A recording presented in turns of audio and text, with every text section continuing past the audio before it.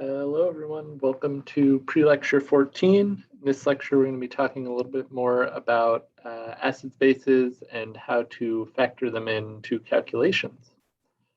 So, let's see if my PowerPoint will be going here.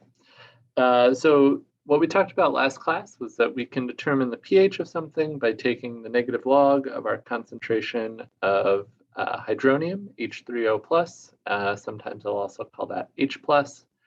And we can figure out the pOH by taking the negative log of the concentration of hydroxide. We can also undo those functions by doing 10 to the negative pH, would get us the concentration of hydronium.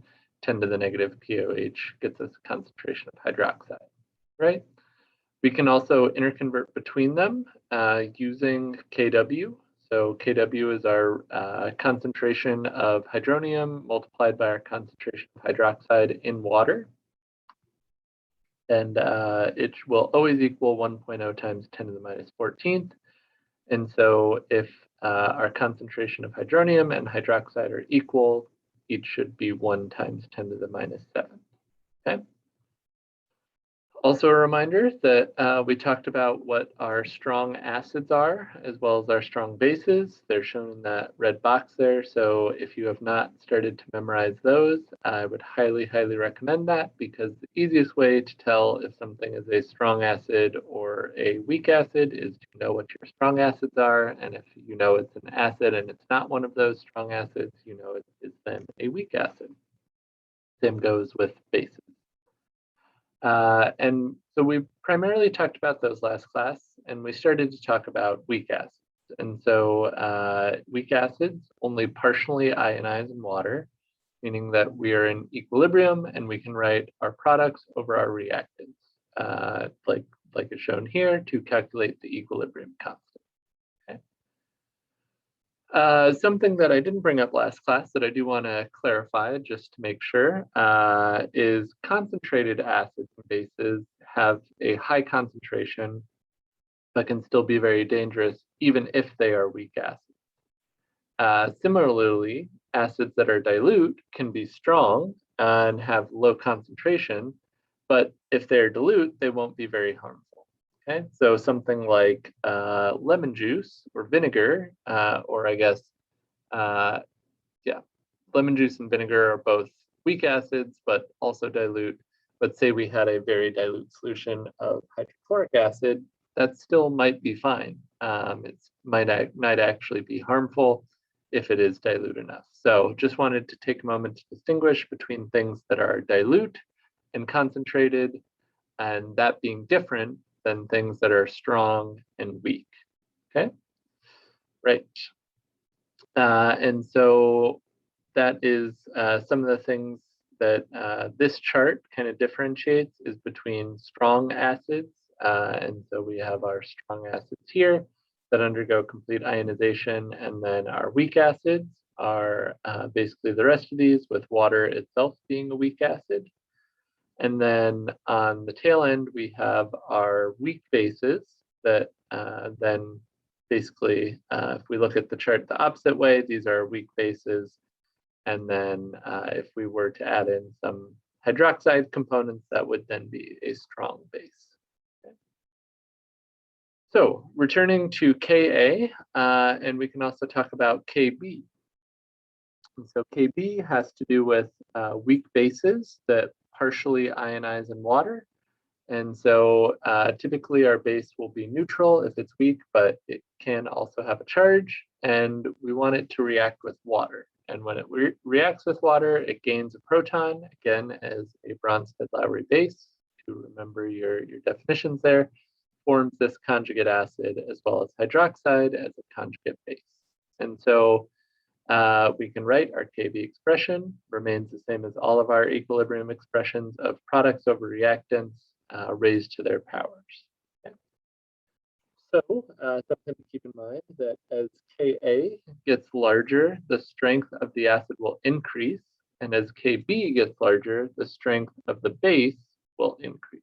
And so if you have a large Kb value, it means you will have a very small Ka value, right? And for reference, strong acids and bases have Ka values close to infinity because the concentration of our either strong base or strong acid would be in the denominator. If that concentration is essentially 0, then you will approach infinity, not affinity, sorry about that. And so we can see some relative acid strengths and relative base strengths listed here. Okay? And so this gives you kind of a scale for the Ka and Kb values of different sorts of acids and bases. And so I wanted to do an example to finish the pre-lecture today. So let's calculate the Ka of acetic acid, and we're given concentrations at equilibrium for this acid here. And so at equilibrium, we have a concentration of our acid of 0.087 molar, and we have equal concentration of both hydronium, H3O+, and acetate, CH3CO2-, and those concentrations are 0.00118 molar. And we're asked, what is the value of Ka? So with all of these equilibrium problems, what I'd recommend to start with is writing our chemical reaction. And so if we have acetic acid, we have CH3CO2H. We're going to say that that is dissolved, so it's aqueous. And it can react with water, which is a pure liquid. That will be in equilibrium with our products, which we said are H3O+, will be aqueous, and our conjugate base, CH3CO2-, which will also be aqueous. Okay. If we want to, we could build an ice chart for this. We're not told anything about the initial concentrations. We're just told what the concentrations are at equilibrium. And so we don't need to build an ice chart for this one, but we should still write our equilibrium expression. And so that's going to be products over reactants raised to their powers. So our products are H3O+ and CH3CO2-. Both of those have a coefficient of 1, so we don't need to include any additional exponents. And then our reactant is acetic acid, which has that formula, and also a coefficient of 1.